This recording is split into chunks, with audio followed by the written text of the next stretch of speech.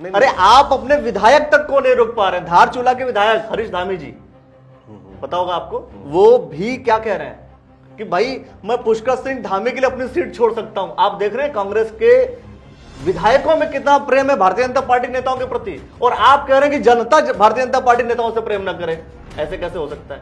मैं कह रहा हूं जब बीजेपी पूर्ण बहुमत की है हाँ। तो क्या 48 विधायकों में एक भी विधायक नहीं इसके लिए धामी जी के लिए सीट खाली कर दे?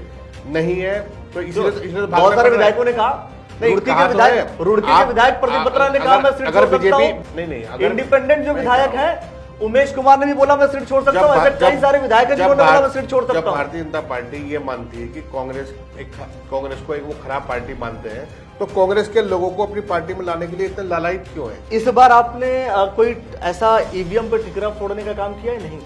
नहीं, देखिए ईवीएम पे मतलब दुख हुआ, ईवीएम को लेकर के आप लोगों ने आरोप नहीं लगाया इस बार, कारण क्या है? ईवीएम पर तो हमारे आरोप भरोसा हमेशा स्थायी रूप से है। ईवीएम पर पूरी दुनिया की कोई भी देश भरोसा नहीं एमएलसी करता। चुनाव की बात कर लो, तो हमें भी यूपी के एमएलसी चुनाव की बात कर लेता हूँ। जी करिए। कितने सीट आए आपके? कितने आए मुझे जानकारी अभी कितने? जीरो। नहीं मैंने उसको जीरो है। समाजवादी पार्टी के जीरो है ना। इंडिपेंडेंट सिर्फ 2 इंडिपेंडेंट कैंडिडेट जीते हैं, बाकी भारतीय जनता पार्टी के।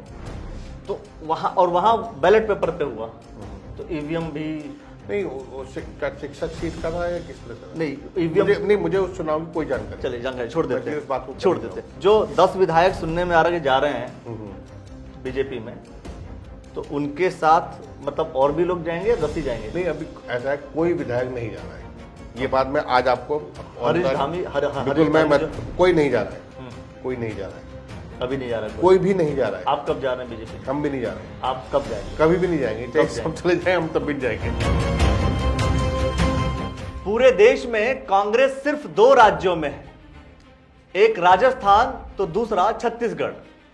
अब मैं बात करता हूं उत्तराखंड की। अभी हाल ही में इलेक्शन हुए 5 स्टेट में, कांग्रेस किस स्टेट में आई ये सवाल करूंगा मैं, और उत्तराखंड की स्थिति को लेकर के कांग्रेस पार्टी की स्थिति क्या है उत्तराखंड में, इसको लेकर के भी चर्चा करूंगा। हमारे साथ हैं आशीष सैनी जी, आप प्रदेश अध्यक्ष हैं ओबीसी मोर्चा के। पहले आपका स्वागत।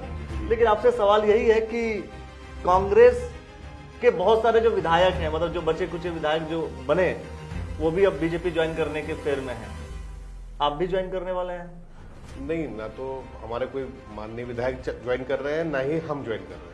हाँ। कोई भी ज्वाइन नहीं कर रहा। ये बीजेपी का प्रोपेगेंडा है, क्योंकि पूर्ण बहुमत की सरकार बनी है और जो डबल इंजन है बड़ा, जो एवरेज बहुत कम दे रहा है लेकिन चल रहा है, दिल्ली वाला, वो उत्तराखंड के लिए कोई भी ऐसा काम करने में फेल हुए हैं जिससे उत्तराखंड राज्य को बढ़ावा देने के लिए तो आप आर्थिक प्रगति का काम कर सकते आप थे। ये कहना चाह रहे हैं, लेकिन चुनाव उन्होंने धार्मिक ध्रुवीकरण पे जीता है।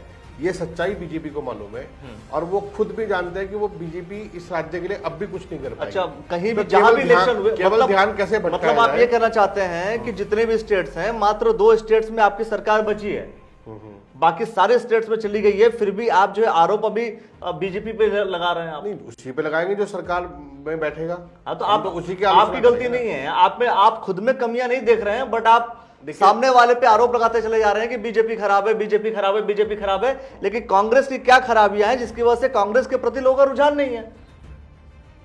नहीं, कांग्रेस में केवल यही खराबी है कि कांग्रेस पार्टी आज भी लोकतंत्र पर भरोसा करती है, संविधान पर भरोसा करती है। अच्छा। और जनता पे भरोसा कर रही है। तो बीजेपी जनता हमारे साथ, बीजेपी लोकतंत्र पर भरोसा नहीं करती, जनता बीजेपी लोकतंत्र पर भरोसा नहीं करती। मैं बिल्कुल दोनों चीजें बता सकता हूँ। पहली बात की जो जनता है, जनता का जो मूल उद्देश्य है वह स्पष्ट है कि वो देश के में अपने काम के लिए, वेलफेयर स्टेट बनाने के लिए राज्य में सरकारों को चुने।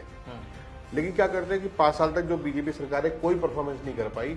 वापस अगर लोग उन्हें चुन रहे हैं तो इसका एक कारण हो सकता है। हम जनता को दोष नहीं दे सकते सीधा सीधा, लेकिन कारण ढूंढ सकते हैं। कारण क्या है? कारण सिर्फ एक ही निकलता है, धार्मिक ध्रुवीकरण। धर्म के आधार पे बीजेपी को मैं आपको बता रहा हूँ, आपके प्रदेश अध्यक्ष ने कहा था कि हम अपनी बात अच्छी तरीके से जनता तक नहीं पहुंचा पाए थे। बिल्कुल हम तो आप जब अपनी बात नहीं पहुंचा पा रहे और आप कह रहे हैं कि मैं वही कह रहा हूं ना, बात हमने की महंगाई, बेरोजगारी, और जनता से कहा कि आप इन मुद्दे पर वोट दीजिए। लेकिन अगर जनता का एक वर्ग ऐसा है जो इन मुद्दों को एक तरफ छोड़कर केवल धर्म के आधार पे जो प्रोपेगेंडा फैलाया जाता है, मैं प्रोपेगेंडा शब्द का इसलिए इस्तेमाल कर रहा हूँ क्योंकि जैसे ही चुनाव खत्म होते हैं बीजेपी वो सारी चीजें भूल जाती है और अगले पौने 5 साल तक वो भूल जाएंगे। आप धार्मिक ध्रुवीकरण की लास्ट बात के कर 3 महीने में फिर आएंगे वो धर्म की आप ताकत लेकर धार्मिक ध्रुवीकरण की बात कर रहे हैं। मैं सवाल आपसे कर रहा हूं, जब आप चुनाव लड़ते हैं, जब कांग्रेस पार्टी चुनाव लड़ती है, तो क्या वो कैलकुलेशन उस धर्म के आधार पर नहीं करती? नहीं, क्या आप धर्म क्या आप वोटिंग का कैलकुलेशन धार्मिक आधार पे आप नहीं करते? नहीं। आप ये नहीं देखते कौन किस धर्म का, किस जाति का व्यक्ति कहां पर है? नहीं, ये चीज देखना अलग मुद्दा है। नहीं देखते हैं ना? नहीं, देखना अलग मुद्दा है। वो क्या है? नहीं, मैं कह रहा हूँ वो देखना क्या है? अलग मुद्दा है। वो क्या है? लेकिन चुनाव हम किन मुद्दों पे लड़ रहे हैं वो चीजें दूसरी है। वो आप बोल रहे हैं सोशल इंजीनियरिंग को अगर आप मैनिफेस्टो में घुसा देंगे तो वो दोनों चीजें अलग हैं। अगर हम कोई प्रत्याशी चयन करते हैं तब हम उस क्षेत्र की समीकरण में, मैं कह रहा हूं कि आप धार्मिक ध्रुवीकरण का आप आरोप लगा रहे हैं, सवाल कर, मैं वही सवाल कर रहा हूं कि जब आप चुनाव लड़ते हैं, आपके विधायक जब चुनाव लड़ते हैं, तो वहां पर क्या आप धर्म को देख करके चुनाव नहीं लड़ते, आप जाति को देख करके चुनाव नहीं लड़ते, आप वो कॉन्सेप्ट डेवलप नहीं करते कि अच्छा यहां पर हमारे इतने वोट तो आ जाएंगे, हमारे यहां पे इतने वोट आ जाएंगे? नहीं, ये एक प्रत्याशी चयन की प्रक्रिया का एक हिस्सा, महत्वपूर्ण हिस्सा है जो आप भी अप्लाई करते हैं। लेकिन जब जो आप भी अप्लाई करते हैं, जो कांग्रेस पार्टी भी अप्लाई करती है। हमने क्या बात की, आप ये देख रहे हैं उत्तराखंड के चुनाव में हमने क्या बात की, हमने उत्तराखंड की जनता से ये कहा क्योंकि सिलेंडर के दाम बढ़ाए गए हैं केंद्र सरकार द्वारा और हम क्योंकि एक राज्य है तो हम सिलेंडर की कीमत, मैं एक एग्जांपल दे रहा हूँ कि 500 रुपए हम करेंगे और 500 रुपए से ऊपर की कीमत को सब्सिडी में लाएंगे। अब ये एक मुद्दा था कि क्या उत्तराखंड की जनता वास्तव में 500 रुपए सिलेंडर चाहती है या नहीं चाहती। उत्तराखंड की जनता ने वोट दिया है नहीं चाहने वाली पार्टी को जो महंगा सिलेंडर देगी। हमने कहा कि आपके बच्चों को रोजगार मिलना चाहिए, प्रदेश के युवाओं को रोजगार मिलना चाहिए, उन्हीं बेरोजगार एक बात बताइए, आप महंगाई की बात करें, मेरी बात पूरी होने दीजिए, बात समझ गया कि महंगाई, आप दर्शक नहीं समझेंगे ना, हमारी बात पूरी होने दीजिए। बताइए कि जब हमने कहा कि रोजगार एक महत्वपूर्ण मुद्दा है, बाहर से भी लोग कोविड में जॉब छोड़कर आए हैं और प्लस हमारे यहाँ के जो बेरोजगार हैं, सरकारी नौकरी निकलनी चाहिए और रोजगार के अवसर पैदा होने चाहिए। जो 25,000 सरकारी नौकरी निकाली वो गायब हो चुकी है या होने वाली है। जो रोजगार के अवसर के नाम पर केवल बयान है, बिल्कुल टू दी पॉइंट बयान है। आपने लेकिन अगर जनता उस आधार पर वोट नहीं कर रही है, आपने सिलेंडर का प्राइस यानी कि महंगाई, सुनिए, सिलेंडर का प्राइस यानी कि महंगाई है, दूसरी तरफ आपने बात कर ली कि रोजगार को लेकर। बिल्कुल। तो जब भारतीय जनता पार्टी की सरकार आई 2017 में, उस समय भारतीय जनता पार्टी ने यही मुद्दा तो दिया था, रोजगार और महंगाई का। नहीं, बिल्कुल नहीं दिया, यही मुद्दा बिल्कुल धर्म के आधार पर, कांग्रेस पार्टी के धर्म के आधार पर था। 2017 का उत्तराखंड का चुनाव हरीश रावत जी के ऊपर भ्रष्टाचार के आरोप लगे हुए थे, आप भूल गए। महंगाई उस समय भी अधिक थी, आप ये भी भूल गए। आप ये भूल गए कि उस समय बेरोजगारी थी। सारे आप 2017 के चुनाव को उठाकर देख लीजिए। मैं देख चुका हूँ। हाँ, देखिए उसको, आप भी देख लीजिए। बिल्कुल मैं कह रहा हूँ, आप देखिए 2017 सारे आरोप वही लगे हुए थे, सारे वही आरोप लगाए हुए थे जो आप आज आरोप लगा रहे हैं। देखिए, हरीश रावत जी के कार्यकाल, पूरे कार्यकाल के दौरान भ्रष्टाचार का एक भी आरोप नहीं लगाए। जिस कांड की आप बात करते हैं, जिसे सीडी कांड कहा गया है, हरीश रावत जी ने खुद उसके एक एक शब्द को पूरे अखबार के पन्ने पर कई बार छपवाया। उन्होंने कहा, सीबीआई को देते हुए कहा कि देखकर बताइए कि इसमें कहां पर भ्रष्टाचार की बात आती है। ये कोई बड़ी बात नहीं, छोटी बात नहीं। सीबीआई इस देश की सबसे बड़ी, आप अपनी बात समझा नहीं पाए। नहीं, मैं समझा, मैं आप मेरी बात जब देखिए, मैं आपको यही उदाहरण दे रहा हूँ। मैं जब भ्रष्टाचार की बात आपके सामने रखी तो आप भी उसी फैक्ट पे हट रहे हैं। बार बार ये जरूर कहा जाएगा कि हरीश रावत जी पे भ्रष्टाचार के आरोप थे, लेकिन जब हम पूछते हैं कि भाई कौन से आरोप थे, तो आरोप कोई है नहीं। ये केवल छल और भ्रम जो चल रहा है, यही बीजेपी कर रही है। महंगाई, और उस समय महंगाई में मुझे बताइए, जब महंगाई बताइए कि जब उस प्रदेश की सरकार द्वारा जो रोजगार के अवसर की तलाश की गई और महंगाई को कम करने के जो भी प्रयास किए गए, आपको ध्यान होगा डीजल के ऊपर वैट कम किया गया था और 17% की कैपिंग की गई थी। आज डीजल के ऊपर 28% का टैक्स लग रहा है। तो ये सीधे सीधे दिखाई नहीं दे रहा कि महंगाई बढ़ाने का काम राज्य सरकार ने किया है, नहीं किया है। हमने 17% की कैपिंग कर दी कि किसी भी हालत में डीजल पे जो वैट लगेगा वो 17% से अधिक नहीं लगेगा। लेकिन साफ तौर पर है कि भाई आप ये कहना चाह रहे हैं कि आपने समझाने की कोशिश की, जनता ने समझ। मैं आपको बता रहा हूं, नहीं, मुझे नहीं, मैं कह रहा हूं जनता की वैट कम किया। भाई जनता ने एक स्वीकार कर लिया कि भारतीय जनता पार्टी की सरकार रहनी चाहिए। नहीं, देखिए, मैं हम जनता को एक चीज संबोधित करते हुए मैं स्पष्ट रूप से कह रहा हूँ कि लोगों ने रोजगार और महंगाई इन दो विषयों पर कतई मतदान नहीं किया है।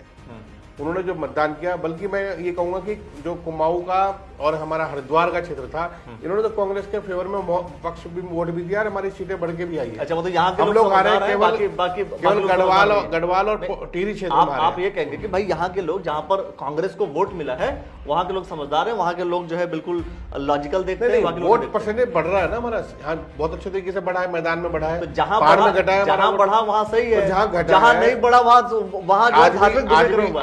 मैं सब सवाल यही कर रहा हूँ। मैं कह रहा हूँ कि अगर मान लीजिए जहाँ पर आपके विधायक जीते, जहाँ पर आपके वोट ऑफ परसेंटेज बढ़ा, वहां पर धार्मिक ध्रुवीकरण नहीं है, वहां पर बिल्कुल सही मैंडेट है, वहां पर लोगों ने सही चुनाव किया है, और जहां पर आपको मिला ही नहीं वहां पर धार्मिक ध्रुवीकरण हुआ है। देखिए, जहां धार्मिक ध्रुवीकरण हुआ वहां भाजपा जीती है, ये सच है।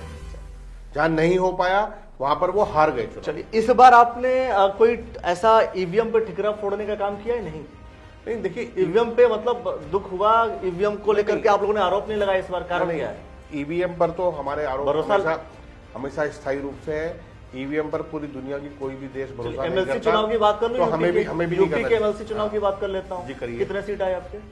नहीं, कितने आए मुझे जानकारी अभी कितने हुए? जीरो? नहीं, मैंने उसको जीरो है। समाजवादी पार्टी के जीरो है ना। इंडिपेंडेंट सिर्फ 2 इंडिपेंडेंट कैंडिडेट जीते हैं, बाकी भारतीय जनता पार्टी के। तो वहां बैलेट पेपर पे हुआ, तो ईवीएम भी नहीं, वो शिक्षक सीट का था या किस तरह से? नहीं, ईवीएम मुझे उस चुनाव की कोई जानकारी। चलिए, जानकारी छोड़ देते सर। अगर हम यूपी इलेक्शन की बात करें, कितनी सीटें आई यूपी इलेक्शन में? नहीं, 2 सीटें आई हैं। 2 सीटें आई हैं, मतलब 2 जगह के लोग समझदार हैं, बाकी सब सीटें नहीं। जहां पर देखिए, मैं कह रहा हूं कि भाजपा और भाजपा मतलब आप ये नहीं मानेंगे कि भारतीय जनता पार्टी जनता के लिए कुछ कर रही है, लेकिन अगर भारतीय जनता पार्टी जीत रही है तो धार्मिक ध्रुवीकरण है बस।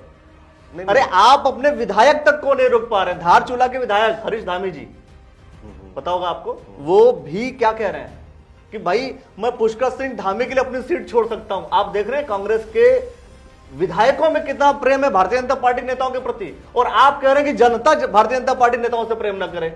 ऐसे कैसे हो सकता है? नहीं, अब आप अपने नेताओं को कंट्रोल कीजिए सबसे पहले। नहीं, जो धामी जी ने जो भी बात कही है, मतलब हरीश धामी जी ने जो बात कही है जी, पार्टी ने उसका संज्ञान लेते हुए पार्टी की बात नहीं कर रहा मैं आप समझिए, पार्टी की बात नहीं, मैं कह रहा हूँ आप कर, अरे बात समझिए, विधायक उनका व्यक्तिगत एक निर्णय है, व्यक्तिगत। देखो, आप जब कैंपेन को घुसाएंगे आप हरीश धामी में, हरीश धामी की बात करेंगे कैंपेन में। मैं कह रहा हूँ जब बीजेपी पूर्ण बहुमत की है तो क्या 48 विधायकों में एक भी विधायक नहीं जिसके लिए धामी जी के लिए सीट खाली कर दे? नहीं है, तो इसलिए बहुत सारे विधायकों ने कहा, रुड़की के विधायक प्रदीप बत्रा ने कहा मैं सीट छोड़ सकता हूं। वो सब छोड़िए, भारतीय जनता पार्टी छोड़िए, इंडिपेंडेंट कैंडिडेट, नहीं, इंडिपेंडेंट जो विधायक है, उमेश कुमार ने भी बोला मैं सीट छोड़ सकता हूं। ऐसे कई सारे विधायक हैं जिन्होंने बोला मैं सीट छोड़ सकता हूं। जब भारतीय जनता पार्टी ये मानती है कि कांग्रेस को एक वो खराब पार्टी मानते हैं, तो कांग्रेस के लोगों को अपनी पार्टी में लाने के लिए इतने लालायित क्यों है? वो सब छोड़िए, यही तो मैं कह रहा हूँ। मैं आपको पूरा लॉजिक देता हूँ। लॉजिक आप कह रहे हैं कि जनता भारतीय जनता पार्टी की तरफ अगर जा रही है तो धार्मिक ध्रुवीकरण है, और जनता अगर भारतीय जनता पार्टी की तरफ जा रही है तो गलत कर रही है ना।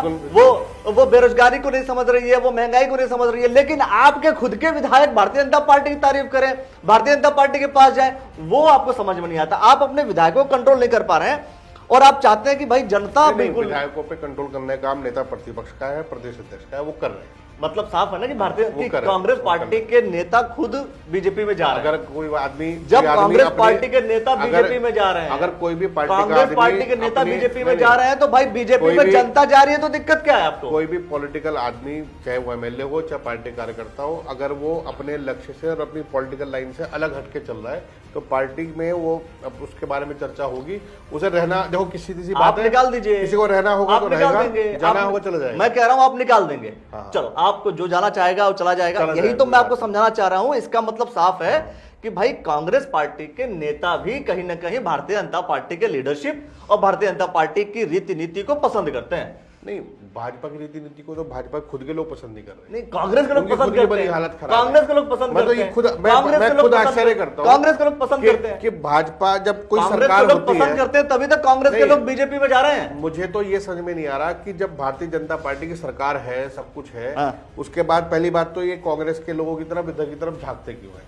नंबर एक बात, झांकते नहीं है। उसका कारण बता रहा हूं। वैसे ही जैसे जनता भारतीय जनता पार्टी के पास जा रही है, जैसे जनता भारतीय जनता पार्टी के पास जा रही है, वैसे ही कांग्रेस पार्टी के नेता भी भारतीय जनता देखिए- पार्टी की कार्यशैली से प्रभावित है और वो भारतीय जनता पार्टी ज्वाइन कर रहे कोई हैं। कार्य- आप कह रहे झांकते कोई- हैं, कोई- अरे आप कूद के जा रहे हैं कि वो बुला रहे हैं आपको? कोई व्यक्ति दल बदल मैं कर कह रहा रहा हूं है, कि मैं- कोई आप- व्यक्ति अगर दल बदल कर रहा है हाँ। तो बिना बिना कुछ ही लालच के वो या बिना किसी डर के वो जा ही नहीं सकता। मतलब आपके अगर कोई जा रहा है, आपके नेता लालच तो- लालची हैं। लालच तो नौ मतलब विधायक- कांग्रेस पार्टी के नेता लालची हैं। जब हमारी सरकार कांग्रेस थी- पार्टी के नेता लालची हैं। नहीं, वो कांग्रेस पार्टी के नेता लालची हैं। अगर अरे कोई आप यही तो लालची कह रहे है, हैं। बिल्कुल आप है। यही तो कह रहे हैं। अगर कोई जा रहा है हाँ। और बिना तो लालची कारण के है। जा रहा है तो इसका मतलब लालच से ही गया है। हाँ, मतलब सीधी सीधी सी बात है कि अगर आप कोई जाएगा तो लालच से जाएगा। इसीलिए तो मैं कह रहा हूं कांग्रेस पार्टी की स्थिति खराब होती जा रही है क्योंकि कांग्रेस पार्टी के नेता लालची हैं। नहीं, अगर कोई लालच में जा रहा है तो जा सकता है, हमें कोई इसमें वो नहीं है। अच्छा, आप- हम सबको लालची नहीं कह सकते ना। पार्टी में तो वो लोग भी आज देश बचाने की लड़ाई लड़ भी रहे हैं, अब भी इन हालात में भी लड़ रहे हैं जब हम लोग सारे चुनाव हारते जा रहे हैं, फिर भी खड़े हैं कांग्रेस के लिए।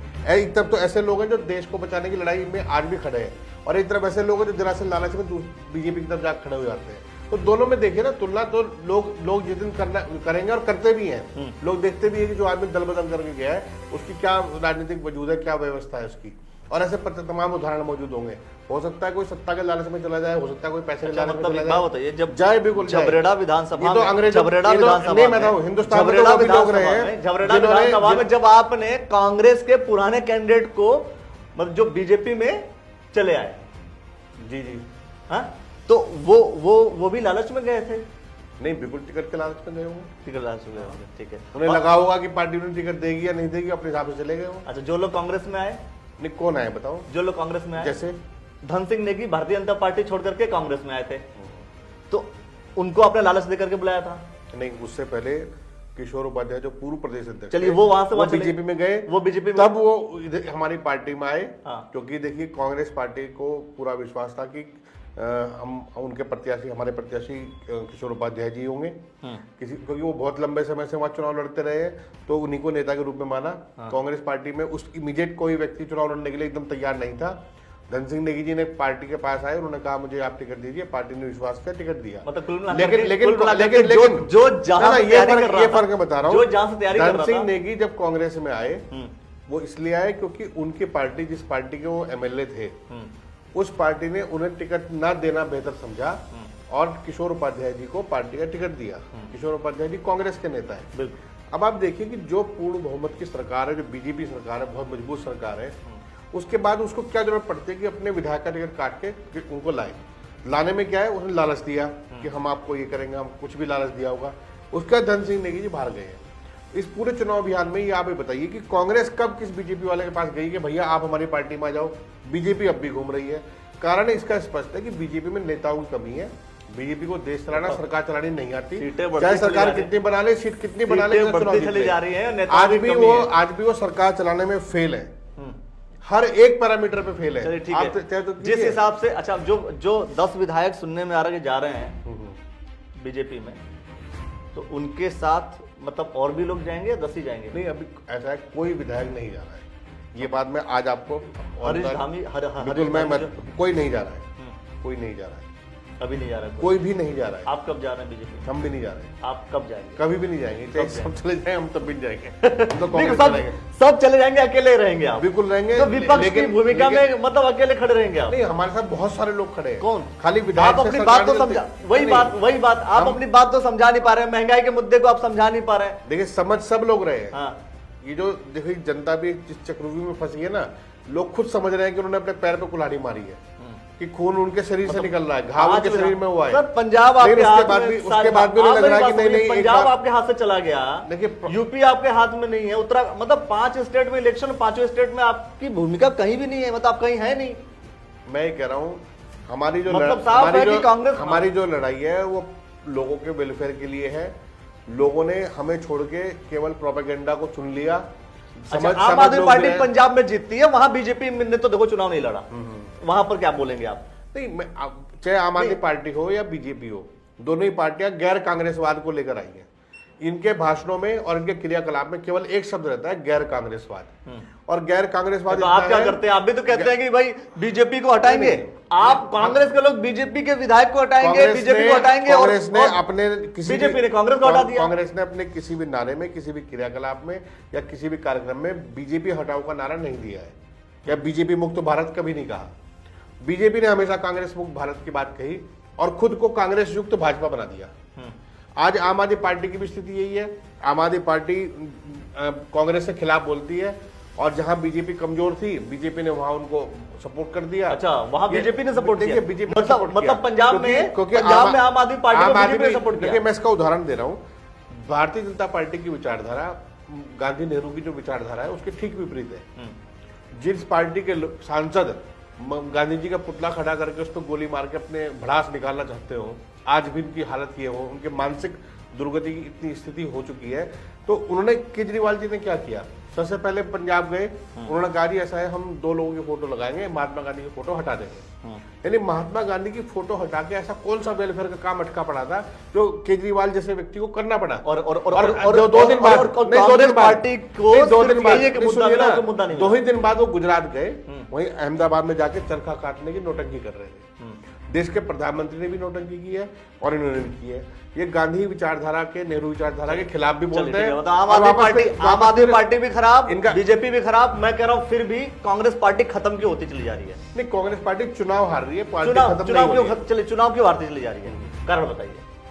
नहीं, ऐसा कोई कारण नहीं। चुनाव सिर्फ एक कारण है। एनालाइज कुछ तो करते होंगे। एक कारण सिर्फ आरोप लगाएंगे कि भाई जीत गए खराब डिसीजन। सेल्फ एनालाइज, मतलब अगर कोई विधायक, अगर कोई व्यक्ति चुनाव हारता है तो ये कहता है कि भाई जनता ने जो मैंडेट दिया उसको हम स्वीकार करते हैं, अच्छा या बुरा। नहीं, और आप कह रहे हैं कि अगर बीजेपी जीत गई तो खराब डिसीजन जनता ने लिया, कांग्रेस जीत गई तो बहुत अच्छा डिसीजन जनता ने लिया। मैंने ये नहीं कहा, मैं ये कह रहा हूं, मैंने ये नहीं कहा कि जनता ने खराब डिसीजन दिया। मैंने कहा है कि जनता ने धार्मिक ध्रुवीकरण और भाजपा की जो प्रोपेगेंडा वाली राजनीति है उस पर वोट किया है, अंत में मुद्दों पर वोट नहीं किया है। मैं अंत में सिर्फ यही जानना चाह रहा हूं, आखिर कांग्रेस पार्टी हार क्यों रही है लगातार चुनाव?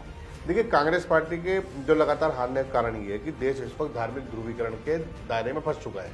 उसके अलावा लोगों की मेंटेलिटी ये है कि चाहे घर बिक जाए, चाहे कारोबार बर्बाद हो जाए, चाहे बच्चे बेरोजगार बैठे रहे, चाहे महंगाई बिल्कुल श्रीलंका की तरह 7वें आसमान पे चली जाए, लेकिन वो कहेंगे कि एक गैर कांग्रेसवाद का और बीजेपी कांग्रेस के खिलाफ वोट देने का ऐसा ट्रेंड चला दिया है।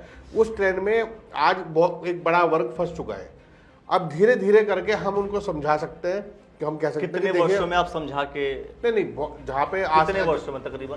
नहीं, हम तो 1 साल के अंदर आप देखना कि सारा माहौल पलटा। ये तो आप पिछले 5 साल से कह रहे हैं। नहीं, अभी गुजरात में चुनाव होना है। ये आप पिछले 5 साल से कह रहे हैं कि 1 साल में समझा देंगे, 2 साल में समझा देंगे। 2022 में सरकार कांग्रेस की, जब मध्य प्रदेश में जब चुनाव हुए तो राजस्थान और ये सब जीते। जब महाराष्ट्र, आपको लगता है कि राजस्थान अब दोबारा जीतने वाले हैं? आपको बता दूं, आपको लगता है राजस्थान अब दोबारा जीतने वाला है? नहीं, राजस्थान अब दोबारा जीतने वाला है। चलो प्रेडिक्शन की बात करता हूं मैं। बिल्कुल, आप कांग्रेस के लीडर हैं, आप लोग बहुत मेहनत करेंगे, काम करेंगे। मैं कह रहा हूं कि एक प्रेडिक्शन आशीष सैनी की तरफ से, आपको क्या लगता है कांग्रेस अब जीतने वाले हैं? नहीं, मैं सिर्फ एक प्रेडिक्शन लगा सकता हूं कि जब वो दिन बहुत ज्यादा दूर नहीं है जब लोग उन मुद्दों पर वोट देंगे जो उनके लिए पक्ष और विपक्ष बना सकते हैं। मतलब ये है कि राजस्थान आपके हाथ में नहीं आने वाला है। मीडिया से और राजस्थान आपके हाथ में नहीं आने वाला है। नहीं, राजस्थान आप नकार रहे हैं, आप दूर, आप उसका जवाब नहीं देना, मतलब साफ स्पष्ट है। चलिए, अभी मैं कह रहा हूँ 2 साल बाद इलेक्शन है, धार्मिक करना बेकार है। बिल्कुल जरूरी है, क्योंकि आपके काम ही समझ में, आपने जो टारगेट सेट किया होगा, जो पैटर्न आपने सेट किया होगा, उसी आधार पे आप डिसाइड कर लिए होंगे कि आपकी स्थिति क्या होने वाली है। शायद मुझे ऐसा लगता है राजस्थान में भी आज स्थिति है। राजस्थान में भी देखिए, मैं आपको बताता हूँ, राजस्थान में है। आप जीतने वाले के हारने वाले? नहीं, आप राजस्थान जीतने वाले के हारने वाले हैं? मैं आपको सिर्फ इतना बता रहा हूँ कि राजस्थान के इस टर्म के चुनाव में तीसरी बार जो अशोक गहलोत ने शपथ ली है और वो सब चीजें जो बहुत उठापटक बीजेपी ने भी करने की कोशिश की, सरकार गिराने की कोशिश की, उसके बाद भी जो सरकार की स्टेबिलिटी है वो अभी तक ठीक चल रही है। बीजेपी जितना, देखिए देखिए ये बात नहीं, मेरी बात ये लोगों तक पहुंचनी जरूरी इसलिए है कि राजस्थान, जब बीजेपी इतने सारे राज्य जीत रही है और कांग्रेस केवल 2 राज्यों में है, आपके अभी बताया आपने, राजस्थान में जब भारतीय जनता पार्टी का ये मानना है कि अगली बार उनकी सरकार आ सकती है, ठीक है, तो उन्हें क्या जरूरत पड़ रही है कि सैकड़ों करोड़ रुपए लगा के उस सरकार को अस्थिर करने की कोशिश करें, रोज रोज गिराने के लिए कोशिश करें, रोज रोज कि आज विधायक खरीद रहे हैं, आज उनको वहां बिठा रहे हैं, आज उनको वहां बिठा रहे हैं। ऐसा क्या कारण था कि सचिन पायलट जी के साथ 18-20 विधायक थे, उनको हरियाणा में रखा? 1985 के पहले भी यही सारे काम होते थे, कांग्रेस पार्टी करती थी जब सत्ता में थी, कभी नहीं हुए। आज बीजेपी का उदाहरण नहीं है। मैं सीधा सवाल, आप कोई उदाहरण, आप मुझे बताइए, एक उदाहरण बताइए ना, सरकार बीजेपी के एमएलए को भी इस्तीफा देकर कांग्रेस ज्वाइन कराएगी। मैं सीधा ये कह रहा हूं, सरकार मुझे आप बताएं, आपकी कब हुआ? सरकार, आपकी बीजेपी कांग्रेस पार्टी कंटिन्यूअसली जो हार रही है, एक आपने कारण बताया धार्मिक ध्रुवीकरण, दूसरा आप अपनी कमियां तो बताइए कम से कम कि इस वजह से आप हार नहीं रहे हैं। देखो, कांग्रेस की जो सबसे बड़ी अभी तक जो हम मान पाए, जिसको हम ठीक करने की कोशिश कर रहे हैं, सबसे पहले चीज बूथ मैनेजमेंट का है। क्योंकि जब बहुत सारे लोग भागते हैं तो उनके साथ कुछ लोग भी चले जाते हैं, तो वो लोगों को गैप भरने की जरूरत हमें अब पड़ेगी। और बहुत सारे लोगों की जो लीडरशिप जब जाती है तो कुछ पदाधिकारी चले जाते हैं, तो उस गैप को भरना हमारे लिए मेन चुनौती है। दूसरी चुनौती यह है कि हम लोगों को उन मुद्दों पर मतदान करने के लिए प्रेरित करें जो उनको सीधे सीधे प्रभावित करते हैं और जो सरकार से एक्सपेक्टेड है। आज भी बीजेपी क्या कर रही है, पूरा देश में शांति है, वो राजस्थान में दंगे भड़काने में लगे हुए हैं। ये दंगे कभी अपने आप नहीं बढ़ते, दंगे के लिए बहुत बड़ा प्लान करना पड़ता है, बहुत बड़ा फंड खड़ा करना पड़ता है, तब जाके बहुत बड़ा पैसा लगा के वो एक दंगे को प्लान करते हैं और फिर पूरे देश में प्रचार करते हैं, देखो वहां हो रहे हैं। यानी आज चुनाव 2 साल बाद है, 1.5 साल बाद है, लेकिन वो आज से ही उन्होंने धार्मिक ध्रुवीकरण का काम शुरू कर दिया, करोड़ों रुपए खर्च कर दिए। इसलिए हम जनता को अपनी बात ढंग से कांग्रेस पार्टी इसलिए हार रही है कि देश का लगभग 40% का मतदाता का वर्ग वो मुद्दों पे वोट नहीं कर रहा है और उसको वोट बैंक बनाए। आप मेरी जब तक बात पूरी सुनेंगे नहीं तो आप समझेंगे नहीं। उसको वोट बैंक बनाए रखने के लिए भारतीय जनता पार्टी ये जो दंगों का और नफरती भाषणों का जो ईंधन है लगातार घुसेड़ रही है, उसके लिए करोड़ों रुपए खर्च किए जा रहे हैं। वो करोड़ों रुपए उन लोगों की जेब से कर रहे हैं जिनके हजारों करोड़ रुपए वो माफ करते हैं। बीजेपी ऐसे लोगों का कर्जा माफ कर रही है जो देश को लड़ाने भिड़ाने में विश्वास रखते हैं और उनकी मदद करते हैं। आप देखिए ना, सुदर्शन न्यूज चैनल है, सुदर्शन न्यूज चैनल की अगर भाषण आप समझ लोगे तो हर रोज 20-20 मुकदमे उन पर दर्ज हो, अगर भारत के संविधान को उठाकर देखा जाए। लेकिन संविधान को ताक पर रखकर कोने में फेंक दिया गया है। नफरती भाषण, पूरे चुनाव आयोग एक इतनी बड़ी संस्था मतलब अंधे होकर देखती है कि चुनाव आयोग के बड़े बड़े भाषण उल्टे सीधे दिए जा रहे हैं और चुनाव के वक्त में उनका उपयोग किया जा रहा है, और चुनाव आयोग की एक कार्रवाई उस पर अगर होती हो बिल्कुल नहीं करेंगे, किसी की सदस्यता रद्द नहीं करेंगे। वो उनके पास they have their own evidences, तो उनकी बात हम नहीं करेंगे। लेकिन मैं सीधी सी बात है कि अब तक बहुत सारे विषयों पर चर्चा की, अब देखना ये होगा कि भाई आपने जो जवाब दिया। मैं जनता सवाल करना चाहता हूं कि आशीष सैनी जी जो पॉइंट रख रहे हैं कि कांग्रेस पार्टी के हारने का कारण क्या है, क्या वो सिर्फ एक ही कारण है या वही सिर्फ कारण है या और भी अन्य कारण है? और भी अगर अन्य कोई कारण है तो आप कमेंट सेक्शन में कमेंट जरूर कीजिए। और साथ में जो कांग्रेस पार्टी के नेता जो बीजेपी ज्वाइन करते चले जा रहे हैं और भारतीय जनता पार्टी की तरफ जो लोगों का रुझान बढ़ता चला जा रहा है, उसका भी कारण क्या है, ये भी आप कमेंट सेक्शन में अपनी प्रतिक्रिया अवश्य दीजिए। दोस्तों जी आपने जो समय दिया उसके लिए बहुत बहुत धन्यवाद। थैंक यू दोस्तों, देखते रहिए द न्यूज वाला नेटवर्क और फेसबुक पेज को फॉलो कर लीजिए, यूट्यूब चैनल को सब्सक्राइब कर लीजिए। बहुत बहुत शुक्रिया, बहुत बहुत धन्यवाद।